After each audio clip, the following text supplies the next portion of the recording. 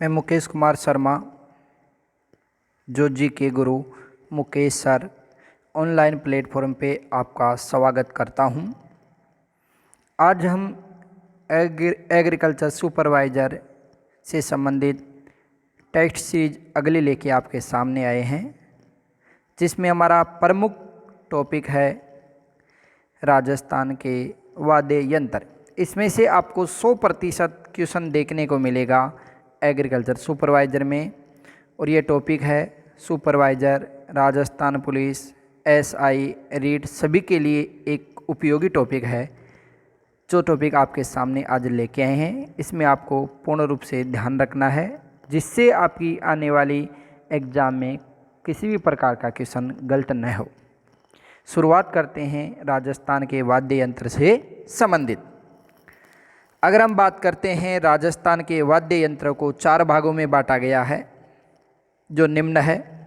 Number 1, तत्वाद्य यंत्र। भाई, राजस्थान का पहला वाद्य यंत्र है तत्वाद्य यंत्र।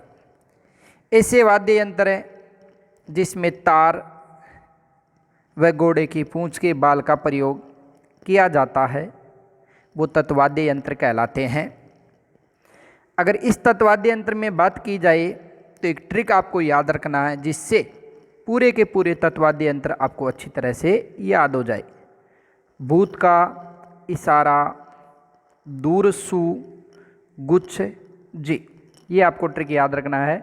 भू, इसका तात्पर्य हो जाएगा बफंग वाद्य यंत्र। भाई, इससे मिलता जुलता वाद्य यंत्र होगा अपंग वाद्य यंत्र। भाई, बफंग वाद्य यंत्र की बात करें तो ये प्रमुख रूप से अलवर ज़िले का प्रसिद्ध है, और इसका प्रमुख जो कलाकार है वो है जहूर खां मेवाती।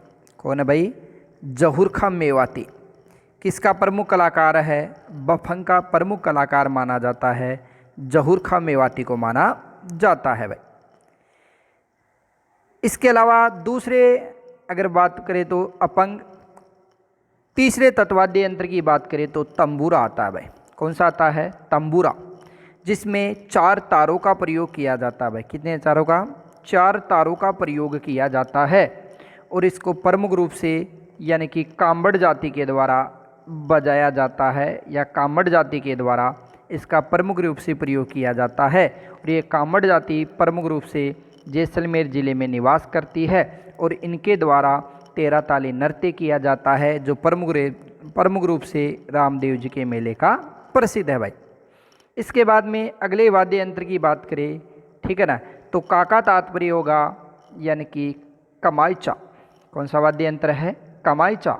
इसकी बात करें तो लंगा व मांगणियार जाति के द्वारा इस वाद्य यंत्र को यानी कि बजाया जाता है। लंगा व मांगणियार जाति के द्वारा इस वाद्य यंत्र को बजाया जाता है। कौन से को भाई? कमाईचा वाद्य यंत्र को। भाई, इसमें बात करें तो इसमें तारों की संख्या कितनी होती है? भाई, 16। तारों की संख्या कितनी होती है? 16। किस में होती है भाई? कमाईचा वाद्य यंत्र में, जो एक प्रकार का तत्वाद्य यंत्र है। भाई, इसके बाद में अगले की बात करते हैं। ई का तात्पर्य यहाँ पे होगा, ई का तात्पर्य यहाँ पे होगा एक तारा, जिसका संबंध नारद ऋषि से है। ठीक है भाई, और इसमें एक तार का प्रयोग किया जाता है। भाई, कितने तारों का प्रयोग किया जाता है? एक। इसके बाद में 2 तारा, जिसमें 2 तारों का प्रयोग किया जाता है। इसके बाद में चौतारा, जिसमें 4 तारों का प्रयोग किया जाता है। अगर बात करें तंबूरा में भी कितने तार होते हैं? 4। और चौतारा में भी बात करें तो कितने तार होते हैं? भाई, 4 होते हैं। और ये कौन से वाद्य यंत्र है? यानी कि कहेंगे हम तत्वाद्य यंत्र। भाई, इसके बाद में अगले क्वेश्चन की बात करते हैं। अगले क्या है? सा यानी होता है सारंगी। भाई, क्या होता है भाई? सारंगी। भाई, अगर बात करें सारंगी के अंदर तारों की संख्या कितनी होती है? यानी कि 27 होती है। जोगियों के द्वारा इस सारंगी का प्रयोग किया जाता है। ठीक है भाई, इसकी बात करें जैसे डेढ़ पसली सारंगी, गुजराती सारंगी, सिंधी सारंगी, ये सारंगी के क्या हैं भाई? प्रकार है। भाई, क्या है भाई? प्रकार। अगर हम बात करें तत्वाद्य यंत्र में सर्वोच्च वाद्य यंत्र कौन सा होता है, यानी कि सर्वोच्च वाद्य यंत्र है तो वो कौन सा होता है, सारंगी होता है। जबकि तत्वाद्य यंत्र में सबसे प्राचीन वाद्य यंत्र की बात करें तो कौन सा होता है भाई, रावणत्ता होता है भाई। कौन सा होता है, रावणत्ता। तो यहाँ पे हो गई हमारी सारंगी, जिसमें तारों की संख्या कितनी होती है भाई, 27 तारों की संख्या होती है। किस में होती है भाई, सारंगी में होती है भाई। किस में होती है, सारंगी भाई। इसके बाद में बात करते हैं यानी कि रावणत्ता, रा यानी रावणत्ता, रावण हत्ता। इसमें तारों की संख्या कितनी होती है भाई, 9 होती है। कितनी होती है भाई, 9 होती है। और इसको प्रमुख रूप से अगर बात किया जाए तो यानी कि डोंगर जी, जवाहर जी और यानी कि पाबू जी के भोपू के द्वारा रावणत्ता वाद्य यंत्र का प्रयोग किया जाता है। इसके बाद में दो यानी होता है दुका को। कौन सा वाद्य यंत्र होता है, जो तत्वाद्य यंत्र में आता है, जिसका नाम है दुका को। कौन सा आता है भाई, दुका को। फिर उसके बाद में अगले की बात करें तो रे का तात्पर्य होता है रबाज, जिसमें तारों की संख्या 12 होती है। इसके रे से ही क्या बनेगा, रवाज। इसमें तारों की संख्या यानी कि 4 होती है। इसके बाद में अगले वाद्य यंत्र की बात करते हैं, सु का तात्पर्य होता है सूरमंडल भाई। क्या होता है भाई, सूरमंडल भाई। क्या होता है, सूरमंडल होता है भाई। इसके बाद में अगले वाद्य यंत्र की बात करें सूरमंडल के बाद में तो गु का तात्पर्य होता है गुजरी। क्या होता है भाई, गुजरी। ठीक है भाई। च का तात्पर्य होता है चिकारा, जिसको प्रमुख रूप से गरासिया जनजाति के द्वारा प्रयोग में लिए जाने वाला वाद्य यंत्र है। और जी का तात्पर्य यहाँ पे होगा जंतर। ठीक है ना भाई। तो देवनारायण जी की फट का वाचन करते समय में जंतर वाद्य यंत्र का प्रयोग किया जाता है। तो ये हमारे कौन से वाद्य यंत्र हो गए, तत्वाद्य यंत्र भाई। ठीक है भाई। एक बार फिर से बोल रहे हूँ, बफन, अपंग, तंबूरा, कमायचा, इकतारा, दो तारा, चौतारा, सारंगी, रावणत्ता, दुकाको, रबाज, रवाज, सूरमंडल, गुजरी, चिकारा और जंतर, ये यानी कि तत्वाद्य के अंतर्गत आते हैं भाई। नंबर 2 पे बात करते हैं सुशिर वाद्य यंत्र। ऐसे वाद्य यंत्र हैं जिसमें फूंक मार के बजाया जाता है, वो सुशिर वाद्य यंत्र के अंतर्गत आता है। इसका एक ट्रिक है, पूरब के मौसम में न आना सिंगा सिंगी भाई। ठीक है ना। तो पू यानी यहाँ पे कौन सा होगा भाई, पूंगी भाई। कौन सा होगा, पूंगी। उसके बाद में बात करें रे यानी रणभेरी। कौन सा वाद्य यंत्र है, रणभेरी। तो कौन से वाद्य यंत्र में आते हैं भाई, सुशिर वाद्य यंत्र में भाई। ब यानी होता है बांसुरी। ब यानी क्या होता है, बांसुरी। इसके बाद में मो यानी होता है मोरचंग। क्या होता है, मोरचंग। स यानी यहाँ पे क्या होता है, सतारा। स यानी सतारा। और मैं का तात्पर्य क्या होता है, मसक। क्या होता है भाई, मसक। और न का तात्पर्य होता है नड। ए का तात्पर्य होता है अलगोजा। ना का तात्पर्य होता है नागफणी। सिंगा का तात्पर्य होता है सिंगा। और सिंगी का तात्पर्य होता है सिंगी। और इसके अलावा मुरला, तापरी, शंख, सहनाई, तुरही, ये सारे के सारे सुशिर वाद्य के अंतर्गत आते हैं, जिसमें फूंक मारकर जिस वाद्य यंत्र को बजाया जाता है वो सुशिर वाद्य यंत्र कहलाता है। अगर पूंगी की बात करें तो सब पैराओं के द्वारा इसका प्रयोग किया जाता है और सांप को पकड़ने में प्रमुख रूप से इसका प्रयोग किया जाता है। और सांप को पकड़ने का प्रमुख कार्य कालबेलियों के द्वारा किया जाता है। रणभेरी की बात करें तो इसका प्रयोग युद्ध क्षेत्र में किया जाता है भाई। किस में किया जाता है, युद्ध क्षेत्र में किया जाता है। अगर बांसुरी की बात करते हैं तो बांसुरी एक प्राचीन सुशिर वाद्य यंत्र है, जिसका उल्लेख पुराणों में, उपनिषद में किया गया है, इसलिए प्राचीन वाद्य यंत्र के रूप में जाना जाता है बांसुरी। जिस बांसुरी के अंदर 5 छेद होते हैं उसे क्या कहा जाता है, पावला। क्या कहा जाता है, पावला। और जिस बांसुरी में छेदों की संख्या 6 होती है उसे क्या कहा जाता है भाई, रूला कहा जाता है भाई। क्या कहा जाता है, रूला कहा जाता है। इसके बाद में आगे की बात करते हैं तो एक होता है मोरचंग, यानी कि होठों के नीचे दबाकर बजाए जाने वाला सुशिर वाद्य यंत्र होता है। अगर बात करें सतारा, जिसमें बांसुरी, सहनाई और अलगोजा का सम्मिश्रण होता है, उस वाद्य यंत्र को सतारा के नाम से जाना जाता है। एक होता है मसक, जिसके अंदर बकरी के खल का प्रयोग किया जाता है और यानी कि जोगी जाति के द्वारा इसको बजाने में प्रयोग में लिया जाता है, जिसे बोलते हैं मसक। एक होता है नड, जिसका प्रयोग प्रमुख रूप से जैसलमेर जिले में किया जाता है। ठीक है, नड का प्रयोग ये 1.5 मीटर यानी कि केर की लकड़ी का बना हुआ होता है, जिसको बोलते हैं नड भाई। क्या बोलते हैं? नड। जिसका प्रमुख कलाकार किसे माना जाता है? भीलकर्णा को भाई। किसको माना जाता है भाई? नड का प्रमुख जादूगर या प्रमुख कलाकार कौन है? भीलकर्णा को माना जाता है। इसके बाद में आता है अलगोजा। क्या आता है भाई? अलगोजा। अगर अलगोजा की बात की जाए तो अलगोजा आदिवासियों के द्वारा और मीणा जाति के द्वारा बजाए जाने वाला प्रमुख सुशिर वाद्य यंत्र के अंतर्गत आता है। इसके बाद में आती है नागफणी। ये नाग के सम्मान होती है, इसलिए इसे नागफणी के नाम से जाना जाता है। इसके अलावा सिंगा, ठीक है भाई, इसका भी प्रयोग युद्ध क्षेत्र में किया जाता है और सिंगे का प्रयोग भी युद्ध क्षेत्र में किया जाता है। ये सिंग के सम्मान बना हुआ होता है, इसलिए इनको सिंगा व सिंगी के नाम से जाना जाता है। एक होता है मुरला, एक होता है तापरी जो सी आकृति का होता है, शंख होता है जो धार्मिक अवसर, ठीक है, ऐसे कार्यक्रम में भी बजाया जाता है। एक होता है शहनाई जिसका प्रमुख कलाकार बिस्मिल्लाह खां को माना जाता है, और एक होता है तुरही। ये सारे क्या सारे सुशिर वाद्य के अंतर्गत आते हैं भाई।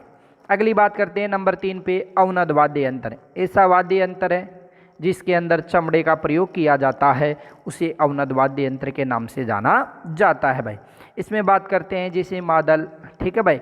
मादल की बात करें तो इसका प्रमुख कलाकार किसे माना जाता है? पुरुषोत्तम शर्मा को इसका प्रमुख कलाकार माना जाता है। किसका भाई? मादल, जो कौन से वाद्य यंत्र में आता है? अवनद वाद्य यंत्र में। एक होता है मृदंग, ठीक है, एक होती है खंजरी यानी चंग के सम्मान होता है और इसके चारों तरफ यानी कि लोहे की पातियां लगाई जाती है और इसे बजाने में काम में लिया जाता है। वो कौन सा वाद्य यंत्र होता है भाई? खंजरी। इसके अलावा डमरू भाई, कौन सा होता है? डमरू। ये संसार का सबसे प्राचीन वाद्य यंत्र है जो अवनद वाद्य यंत्र के अंतर्गत शामिल है। इसके सम्मानी होता है डेरू, इसके बाद में होता है ढोल, इसके अलावा होती है ढोलकी, इसके अलावा डफ होता है जो डमरू के सम्मान होता है। एक होता है दमामा, ठीक है, ये भैंस की खाल से बनाया जाता है और बजाने के काम में लिया जाता है। एक होता है ताशा जिसका प्रयोग प्रमुख रूप से मुसलमानों के द्वारा ताजिया के अवसर पर इसका प्रयोग किया जाता है, तो वो कौन सा वाद्य यंत्र है? ताशा। एक होती है नौबत, ठीक है भाई। नौबत की बात करें, ठीक है ना, तो नौबत है यानी कि मांगलिक और धार्मिक अवसरों के समय के अंदर मंदिर से बाहर बजाए जाने वाला वाद्य यंत्र है जिसे नौबत कहते हैं। एक होता है दोसा, एक होता है घेरा जिसका प्रयोग भी मुसलमानों के द्वारा किया जाता है। एक होता है डफली और एक होता है नगाड़ा। नगाड़े का प्रमुख जादूगर है रामकिशन सोलंकी। कौन है भाई? रामकिशन सोलंकी। एक होता है चंग जो शेखावाटी क्षेत्र में सबसे ज़्यादा प्रसिद्ध है और होली के अवसर पर इसका प्रयोग किया जाता है। एक होता है बम्प जिसका प्रयोग भरतपुर जिले में किया जाता है। तो ये सारे के सारे कौन से वाद्य यंत्र होते हैं भाई? अवनद वाद्य यंत्र जिसमें चमड़े का प्रयोग किया जाता है। इसके बाद में चौथे नंबर की बात करें तो हमारा आता है घन वाद्य यंत्र। ऐसा वाद्य यंत्र है जो किसी धातु से बनाया जाता है और उसके चोट पहुंचाने के कारण या आघात पहुंचाने के कारण जिससे जो आवाज़ निकलती है वो घन वाद्य यंत्र कहलाता है। जैसे बात करें खड़चाल, क्या भाई? खड़ताल, ठीक है भाई। सादिक अली मांगणियार खड़ताल का प्रमुख जादूगर माना जाता है। तो खड़ताल लकड़ी के टुकड़ों का बना हुआ होता है, ठीक है, वो खड़ताल के नाम से जाना जाता है। एक होता है करताल भाई। क्या होता है भाई? करताल। ये भी कौन सा वाद्य यंत्र होता है भाई? घन वाद्य यंत्र होता है भाई, जो धातु का बना हुआ होता है। किसका बना होता है भाई? धातु का बना हुआ होता है, वो क्या होता है भाई? करताल। एक होता है रमझोल यानी कि जो होते हैं पैर में घुंघरे, ठीक है, किसी कपड़े पे घुंघरे लगाकर यानी कि जो पैरों में पहना जाता है उससे जो नृत्य किया जाता है जिसके कारण आवाज़ निकलती है उसको कहते हैं रमझोल। एक होती है थाली, एक होता है चिमटा, एक होता है मंजीरा, एक होता है घुघरू, एक होता है घड़ा, इसके अलावा मटका, इसके अलावा डांडिया जो यानी कि लकड़ी के डंडों के द्वारा बजाया जाता है। एक होती है झालर, एक होता है घंटा, एक होती है घंटी, एक होता है वीर घंटा जो घंटी से बड़ा होता है, एक होता है श्रीमंडल, ठीक है ना, जिसके अंदर चौकोर आकृति का बना होता है और उसके अंदर यानी कि बीच बीच में लोहे की पत्तियां लगी हुई होती है जिसे श्रीमंडल के नाम से जाना जाता है। एक होता है हाकल जिसे हम बोल सकते हैं साकल, जो बहरूजी आता है उस समय काम में लिए जाने वाला वाद्य यंत्र है। एक आता है झांस और एक आता है घुरालिया। ये सारे के सारे वाद्य यंत्र कौन से हैं भाई? गण वाद्य यंत्र के अंतर्गत आते हैं। अब हम वाद्य यंत्र से संबंधित यानी कि मोस्ट क्वेश्चनों के बारे में बात करते हैं इससे आगे, जिसमें क्वेश्चन नंबर 1, तार लगा वाद्य यंत्र कौन सा है? ऑप्शन नंबर 1 अलगोजा, ऑप्शन नंबर 2 खड़ताल, ऑप्शन नंबर 3 डेरू और ऑप्शन नंबर 4 जंतर। तो इसका सही आंसर होगा यानी कि तार लगा हुआ वाद्य यंत्र कौन सा है? जंतर है, जो देवनारायण जी की फड़ का वाचन करते समय में जंतर वाद्य यंत्र का प्रयोग किया जाता है। क्वेश्चन नंबर अगले की बात करते हैं, निम्न में से कौन सा तत्वाद्य नहीं है भाई? तत् यानी कि जिसमें तार का प्रयोग नहीं किया जाता है। ऑप्शन नंबर 1 रावण हत्ता, option number 2 Jantar, option number 3 अलगोजा और ऑप्शन नंबर 4 कमाइचा। इस क्वेश्चन का उत्तर आपको कमेंट बॉक्स में देना है। जिस बंदे को आए उसका कमेंट बॉक्स में उत्तर देने का प्रयत्न करे भाई, ठीक है। पिछले वाले वीडियो में हमने जो क्वेश्चन डाला था, ठीक है ना, जो आपको कमेंट बॉक्स के लिए बोला था, उस क्वेश्चन का सही आंसर होगा गंगानगर जिला भाई। कौन सा जिला होगा भाई? गंगानगर जिला। कौन सा जिला भाई? गंगानगर जिला। इसके बाद में एक क्वेश्चन हमारा था, केरी बात की ओढ़नी और जवार बात की ओढ़नी ये आदिवासी महिलाओं के द्वारा ओढ़ी जाने वाली ओढ़नी मानी जाती है, ठीक है ना। पिछले वीडियो में मैंने गलती से बोलने में राजपूत हो गया था, लेकिन दोनों ही प्रमुख रूप से कौन पहनती है भाई? आदिवासी महिलाओं के द्वारा पहनी जाती है। अगले क्वेश्चन की बात करते हैं, मुंह से बजाया जाने वाला वाद्य यंत्र कौन सा है? मुंह से बजाया जाने वाला वाद्य यंत्र कौन सा है? ऑप्शन नंबर 1 इकतारा, ऑप्शन नंबर 2 अलगोजा, ऑप्शन 3 नौबत और ऑप्शन 4 ताशा। इस क्वेश्चन का सही आंसर होगा अलगोजा भाई। क्या होगा भाई? अलगोजा, जिसको यानी कि बील व मीणाओं के द्वारा प्रमुख रूप से बजाया जाता है और इसे सुशिर वाद्य यंत्र के अंतर्गत शामिल किया जाता है। किसको भाई? अलगोजा। किसको भाई? अलगोजा को। इसके बाद में अगले क्वेश्चन की बात करते हैं, मुहर्रम के अवसर पर प्रयोग में लिए जाने वाला प्रसिद्ध वाद्य यंत्र कौन सा है?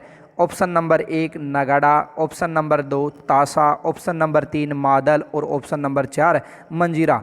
इस क्वेश्चन का सही आंसर होगा ताशा, यानी कि ताशा का प्रयोग प्रमुख रूप से किनके द्वारा किया जाता है? मुसलमानों के द्वारा किया जाता है। और इसका प्रयोग किस अवसर पर किया जाता है भाई? मुहर्रम के अवसर पर किया जाता है। अगले क्वेश्चन की बात करते हैं, निम्न में से तार से निर्मित वाद्य यंत्र कौन सा है? ऑप्शन नंबर 1 रावण हत्ता, ऑप्शन नंबर 2 अलगोजा, ऑप्शन नंबर 3 मोरचंग और ऑप्शन नंबर 4 चंग भाई। इस क्वेश्चन का सही आंसर क्या होगा? यानी कि रावण हत्ता भाई, ठीक है भाई। ये बात करें तो अवनद वाद्य यंत्र में आता है, इसकी बात करें सुशिर वाद्य यंत्र में आता है, इसकी बात करें तो ये भी सुशिर वाद्य यंत्र में आता है। और रावण हत्ता की बात करें तो यानी कि किस में आता है भाई?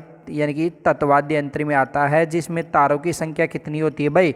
9 होती है। और इसको प्रमुख रूप से पाबूजी, डोंगर जी व जवाहर जी के बोफों के द्वारा रावण हत्ता वाद्य यंत्र का प्रयोग किया जाता है।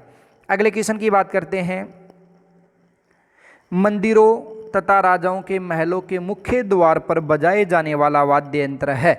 ऑप्शन नंबर 1 ढोल, ऑप्शन नंबर 2 नौबत, ऑप्शन नंबर 3 नगाड़ा और ऑप्शन नंबर 4 यानी कि ताशा। इस क्वेश्चन का सही आंसर होगा यानी कि नौबत। क्या होगा भाई? नौबत भाई। इसके बाद में अगले क्वेश्चन की बात करते हैं, राजस्थान के प्रसिद्ध पखावज वादक कौन है? Option number 1 Pandit Ram Narayan, option number 2 पंडित पुरुषोत्तम दास, ऑप्शन नंबर 3 उस्ताद असद अली खां और ऑप्शन नंबर 4 उस्ताद यानी हिदायत खां। इस क्वेश्चन का सही आंसर होगा पंडित पुरुषोत्तम दास, जिसके अंदर बात किए जाए तो किसका प्रमुख है भाई? राजस्थान के प्रसिद्ध पखावज वादक किसको माना जाता है? पंडित पुरुषोत्तम दास को माना जाता है, जो प्रमुख रूप से किसका कलाकार है? यानी कि मांदल। किसका कलाकार है भाई? मांदल भाई। किसका कलाकार है? मांदल वाद्य यंत्र का या मांदल बजाने में प्रमुख रूप से प्रसिद्धि पाने वाला कौन है? पंडित पुरुषोत्तम दास भाई। अगले क्वेश्चन की बात करते हैं, जो वाद्य फूंक कर बजाए जाते हैं उन्हें क्या कहा जाता है? ऑप्शन नंबर 1 तत्वाद्य, ऑप्शन नंबर 2 तालवाद्य, ऑप्शन 3 सुशिर वाद्य और ऑप्शन नंबर 4 घनवाद्य। इस क्वेश्चन का सही आंसर होगा सुशिर वाद्य यंत्र भाई। कौन सा होगा? सुशिर वाद्य यंत्र। अगले क्वेश्चन की बात करते हैं, यानी कि ऐसा वाद्य यंत्र जिसका आकार चिलम के समान माना जाता है। ऑप्शन नंबर 1 शहनाई, ऑप्शन 2 सिंगी, ऑप्शन नंबर 3 कमायचा और ऑप्शन नंबर 4 यानी कि गोसा। इस क्वेश्चन का सही आंसर होगा यानी कि शहनाई। क्या होगी भाई? शहनाई, जिसकी आकृति किसके समान मानी जाती है? चिलम के समान मानी जाती है। अगले क्वेश्चन की बात करते हैं। मारवाड़ के जोगियों तथा ख्याल ज्ञाते समय में प्रमुख अति प्रचलित व अति प्राचीन लोकवाद्य कौन सा है? ऑप्शन नंबर 1 सारंगी, ऑप्शन नंबर 2 इकतारा, ऑप्शन नंबर 3 रावण हत्ता और ऑप्शन नंबर 4 यानी कि कमायचा। तो मारवाड़ के जोगियों और ख्याल गाते समय में प्रमुख रूप से यानी कि सारंगी वाद्य यंत्र का प्रयोग किया जाता है। कौन से वाद्य यंत्र का भाई? सारंगी वाद्य यंत्र का प्रयोग किया जाता है। अगला क्वेश्चन है, वह वाद्य यंत्र जिसका निर्माण आम की लकड़ी से किया जाता है और जिसे कामड़, भील और कालबेलियों द्वारा बजाया जाता है। ठीक है भाई। ऑप्शन नंबर 1 यानी झांझ, ऑप्शन नंबर 2 खंजरी, ऑप्शन नंबर 3 चंग और ऑप्शन नंबर 4 डमरू। इस क्वेश्चन का सही आंसर होगा यानी कि खंजरी भाई। क्या होगा भाई? खंजरी। इसके बाद में बात करते हैं आदिवासी भीलों और गरासियों का प्रमुख वाद्य यंत्र कौन सा है?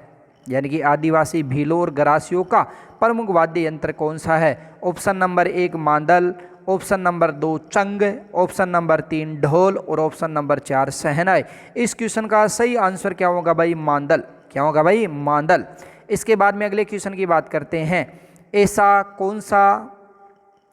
कौन सा लोकवाद्य जिसके अंतर्गत गोल तुम्बे के ऊपरी हिस्से को काटकर उस पर चमड़ा मंड देते हैं और बांस के निचले हिस्से में छेद करके उसमें खूंटी लगा दी जाती है और उसके अंदर यानी कि एक अंगुली का प्रयोग करते हुए या अंगुली की नाखून से बजाने का प्रयत्न किया जाता है? ऐसा वाद्य यंत्र कौन सा है? ऑप्शन नंबर 1 इकतारा, ऑप्शन 2 रावणहत्ता, ऑप्शन 3 सारंगी और ऑप्शन नंबर 4 तंदूरा। इस क्वेश्चन का सही आंसर होगा इकतारा भाई। क्या होगा भाई? इकतारा। ठीक है भाई। अगले क्वेश्चन की बात करते हैं। किस नृत्य का प्रमुख वाद्य यंत्र नगाड़ा होता है? ठीक है भाई। ऑप्शन नंबर 1 ढोल, ऑप्शन नंबर 2 गीदड़, ऑप्शन नंबर 3 गेर और ऑप्शन नंबर 4 अग्नि। इसका सही आंसर क्या होगा? गीदड़ भाई। जबकि चंग नृत्य के अंदर प्रमुख रूप से चंग का प्रयोग किया जाता है और ये प्रमुख रूप से गीदड़ और चंग कहाँ के प्रसिद्ध है? यानी शेखावाटी क्षेत्र के प्रसिद्ध है, जो प्रमुख रूप से इनका प्रयोग होली के अवसर पर किया जाता है। अगला क्वेश्चन, राजस्थान में बोफो का मुख्य वाद्य यंत्र कौन सा है? राजस्थान में बोफो का मुख्य वाद्य यंत्र कौन सा है? ऑप्शन नंबर 1 कमायचा, ऑप्शन नंबर 2 तंदूरा, ऑप्शन नंबर 3 रावणहत्ता और ऑप्शन नंबर 4 अलगोजा। इस क्वेश्चन का सही आंसर है रावणहत्ता भाई। क्या है भाई? रावणहत्ता। अगले क्वेश्चन की बात करते हैं। जनजाति बाहुल बांगड़ क्षेत्र में पारंपरिक लोक वाद्य प्रचलित है। इनमें शहनाई, सरीका वाद्य विवाह उत्सव की खास पहचान बना हुआ है, वह कौन सा है? ऑप्शन नंबर 1 सारंगी, ऑप्शन 2 हरणाई, ऑप्शन नंबर 3 गोसा और ऑप्शन नंबर 4 कमायचा। इस क्वेश्चन का सही आंसर होगा हरणाई। क्या होगा भाई? हरणाई। इसके बाद में बात करते हैं लोकवाद्य व वादक जिनको सुलेमित कीजिए है। ठीक है ना। ऑप्शन नंबर 1 है खड़ताल, कमायचा, सहनाई और सुरनाई। इसका सही बताना है भाई। खड़ताल का प्रमुख जादूगर कौन है? सदीक मांगणियार। कमायचा का प्रमुख जादूगर कौन है? साखर खा। सहनाई का प्रमुख जादूगर कौन है? चांद मोहम्मद खा। इससे पहले कौन था? यानी कि बिस्मिल्ला खा। और वर्तमान में कौन हो गया? चांद मोहम्मद खा। और सुरनाई वादक का प्रमुख कौन है? श्री पेपे खा। श्री पेपे खा ये इसका प्रमुख माना जाता है। तो 1 में 1, 2 में 2, 3 में 3 और 4 में 4 होगा भाई। अगला क्वेश्चन की बात करते हैं। वह वाद्य यंत्र जिसका निर्माण आधे कटे नारियल की कटोरी से किया जाता है, ठीक है, वह कौन सा है? ऑप्शन नंबर 1 रावणहत्ता, ऑप्शन नंबर 2 खंजरी, ऑप्शन 3 चंग और ऑप्शन नंबर 4 डमरू। इस क्वेश्चन का सही उत्तर होगा रावणहत्ता। क्या होगा भाई? रावणहत्ता भाई। अगले क्वेश्चन की बात करते हैं। यानी कि किस वाद्य यंत्र को बजाने की विशेष पद्धति डूंगरपुर क्षेत्र में तेरा ताली कहलाती है? ऑप्शन नंबर 1 बांज, ऑप्शन नंबर 2 मंजीरा, ऑप्शन नंबर 3 कमायचा और ऑप्शन नंबर 4 सतारा। इस क्वेश्चन का सही आंसर होगा मंजीरा, सॉरी कौन सा होगा भाई, मंजीरा। ओके, आज हम वाद्य यंत्र संबंधित क्वेश्चन लेके आए हैं। अगर आपको ये क्वेश्चन अच्छे लगे, ये वीडियो अच्छा लगा तो कृपया चैनल को सब्सक्राइब करें, ठीक है, और कृपया चैनल को लाइक करें, कमेंट करें और शेयर करें, जिससे आने वाली अपडेट आपको प्राप्त हो। और आप, ठीक है भाई, जो आपका प्रेम व स्नेह मेरे को प्राप्त हुआ, जिससे आपको मैं वीडियो और भी अच्छे बना के भेजूँगा, ठीक है ना, जो आने वाली एग्ज़ाम के लिए आपको कारगर साबित होगा। Okay, thanks.